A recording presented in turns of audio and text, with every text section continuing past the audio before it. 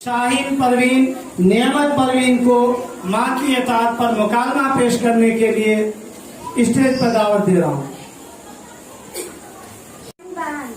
एक बात बताओ महमूद, तुम्हारी अम्मी भी मेरी अम्मी की तरह तुमको हर वक्त परेशान करती थी या उनका मामला कुछ और है? मैं तुम्हारी बात समझ नहीं सकी। कहीं अम्मी भी किसी को परेशान कर सकती है। बच्चों पर सबसे ज्यादा सफेद और मेहरबान तो अम्मी होती है। उनकी मोहब्बत सबसे ज्यादा पाकिज़ा बेगरज होती है।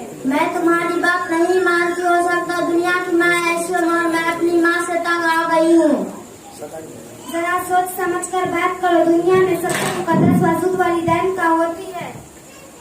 तुम तो इस तरह बात करती हो जैसी तुम्हारी अम्मी ना हो, बिल्कुल कोई दुश्मन हो। दुश्मन तो नहीं, मगर मुझे अपनी अम्मी से बहुत परेशानी है। तुम ही सोचो, सुबह में अजान से पहले जगा देती है, नमाज के बाद तिलावत ना करो तो एक कप चाय भी नहीं मिलेगी।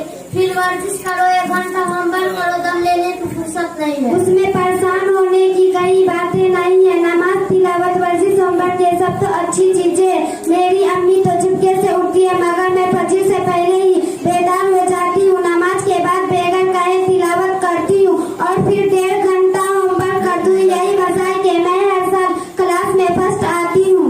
यार यहाँ तो चंद बातें, छुट्टी के बाद जैसे ही घर पहुँचते बस अम्मी शुरू हो जाती है, बेटा खाना खा लो, थोड़ा आराम कर लो, जरा बाजार से सब्जी ला दो, नन्ही अफीफा को होमवर्क कर दो, दुकान पर अप्पू को चाय पहुँचा दो, 2 मिनट खेलने की फुर्सत नहीं है।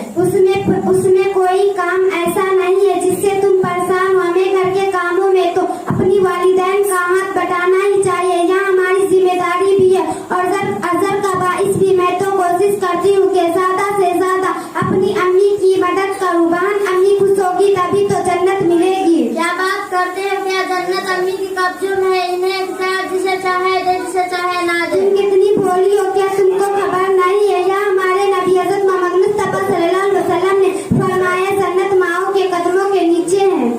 मैं तुम्हारी बात समझी नहीं। जन्नत माँ के कदमों के नीचे, इसका क्या मतलब है? क्या माँ जिस जमीन पर चलती वह जमीन जन्नत बन जाएगी? नहीं यार, उसका मतलब बिल्कुल साफ है। माँ की खिदमत करके जन्नत हासिल की जा सकती है। प्यारे नबी सल्लल्लाहु अलैहि वसल्लम ने उस आदमी को बदकिस्मत कहा है जो अपनी वालिदैन में से दोनों को या किसी एक को बुढ़ापे की हालत में पाए और उनकी खिदमत करके जन्नत ना हासिल कर सके। हमें अपनी वालिदैन के ज्यादा से ज्यादा खिदमत करनी चाहिए। उनकी नाफरमानी तो बहुत बड़ा गुनाह है। तुमने तो मुझे बड़ा उलझन में डाल दिया। मैं तो अपनी अम्मी की 10 बातों में से एक ही मानती, वो तो मुझसे बहुत ही तंग थी। अब आखिर क्या करूँ?